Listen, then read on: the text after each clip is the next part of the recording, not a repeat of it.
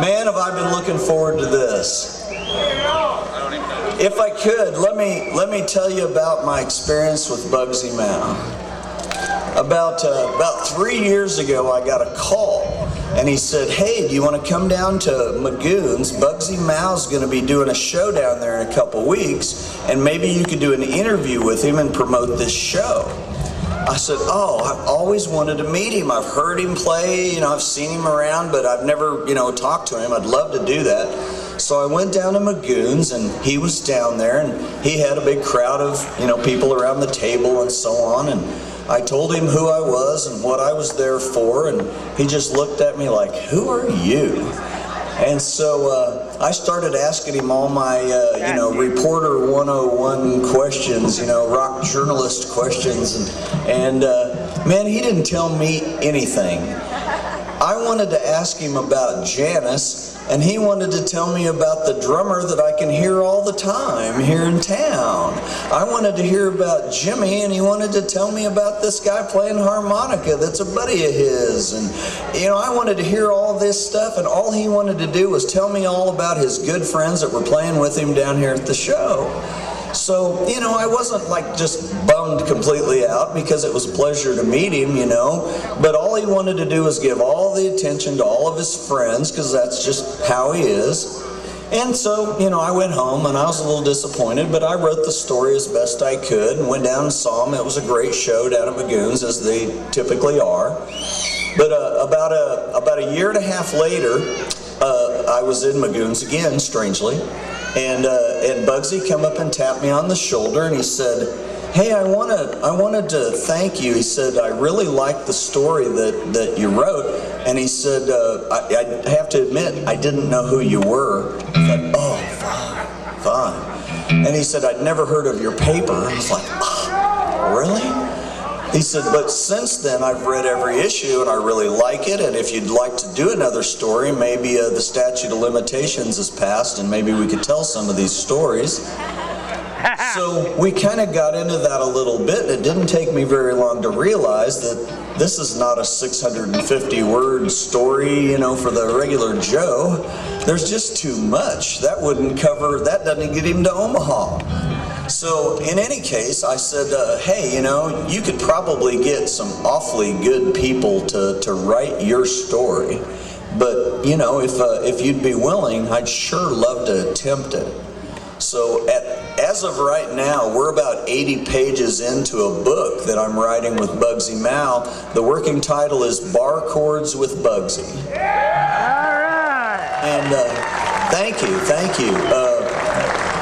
All I can tell you is that I've got hours of videotape and notes and all this stuff.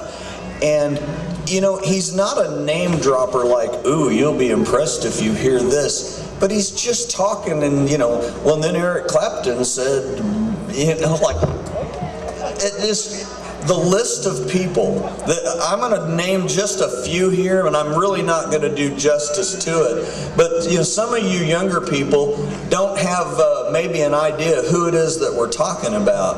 But as far as I can tell, out of all the musician people that have come out of St. Joe, it'd be really pretty hard pressed to find somebody that's done as much over such a long period and intersected with so many of the greats of the music industry. And I'm going to leave 100 names out. But let me just start by saying that Bugsy went to Omaha from St. Joe and played with a band that he says is still one of the favorite groups he's ever played with, a band called Kraken, if that name means anything to anybody. And then he left Omaha and headed out on the road with Wilson Pickett, where he had to wear a little uniform and do little steps and all that stuff. And then shortly after that, the next step on the ladder was when he got a call from the Paul Butterfield Blues Band. There's a name some people know, huh? Well, I can't wait until you get a chance to see the book and sort of hear some of these stories the way that he told them to us, because I'd love for everybody to experience that, because it was a real treat for me. But, in his time on the road and in the music business, just some of the names that he shared the stage with, that he shared, you know, the travels with, and the tour buses, and just all the stuff. You know, Janice and Jimmy. Do you need last names for those? You know, how about Peter, Paul, and Mary? How about Todd Rundgren and Paul Schaefer and most all of the major blues greats of the time? Bugsy is what he is a bluesman. That's what I would call him. You know, he's a bluesman. He's one of the last of the bluesmen. So, in any case, Larry, can I get you back up here again? We're working on that Bugsy book. We'd really hope to have it available by the time the Joe stock got here, but we've got some stuff going on. I don't want to let on too much, but there's possibility of some other events coming up in the future that would feature Bugsy, and maybe a little traveling party and so on, and we're thinking that might be a good way to wrap the book up. If that comes about, great, we'll be glad to tell you all about it. If not, then maybe today will end up being, you know, the last chapter in the book, at least for a while. Because one of the things I've learned from these guys is, you know, it doesn't stop. As long as they keep going, it just keeps going. I think they just got to keep doing it. I mean, haven't you seen that? The Time Warriors and the Roadhouse Review, and you know, these guys don't give up the itch, man. It doesn't go away. They just keep doing it. So I'm going to hand this lovely plaque off to my friend Larry here, and we're going to see if we can get, there he is. He's over here. He's all strapped in and ready. The consummate professional, ready to, the show must go on, all that stuff.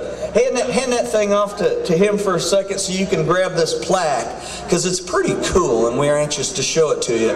Larry Sheltnick from the Music Foundation.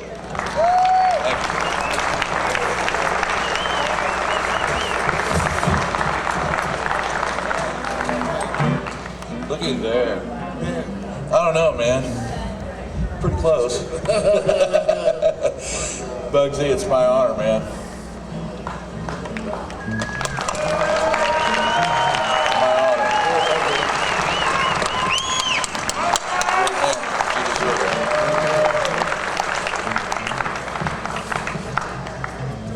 What can I say, but what can I say? I love you. I played ball here when I was a kid. You know, this is home. It's good to be back in New York. If I ever leave again, I'll never leave you guys again. Love you dearly. Chuck Berry is next. Chuck Berry is next.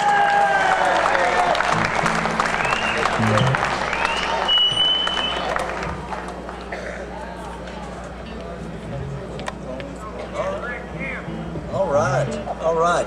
Guys, the list is long.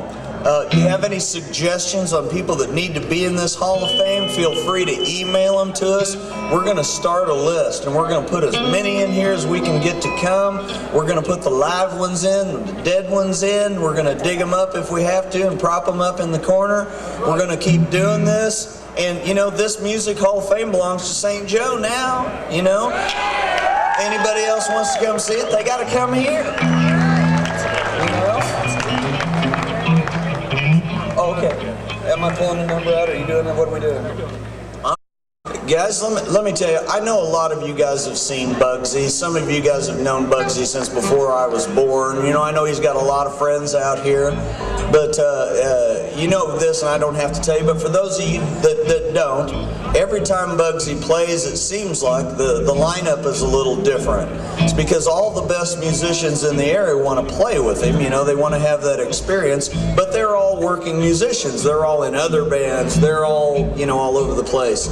So he can't always get, you know, this one this time, this one next time, and so on. And so what he has the luxury of doing is choosing amongst the best in the area to come and play. But you never know exactly what the lineup is going to be, because this guitarist is in Nebraska and this drummer is over here and whatever. So every time it's a little bit like a new experience almost. But one of the beautiful things about it is that everybody that ever takes a stage with him is just ultimately professional, and he can give them the minimal amount of information that they need, and they sound like they've been rehearsing for months. So anyway, are we ready to go, guys? Well, let me kick this off and just say what an immense pleasure it is to introduce to you the Hall of Fame induction lineup of Bugsy and the Insects.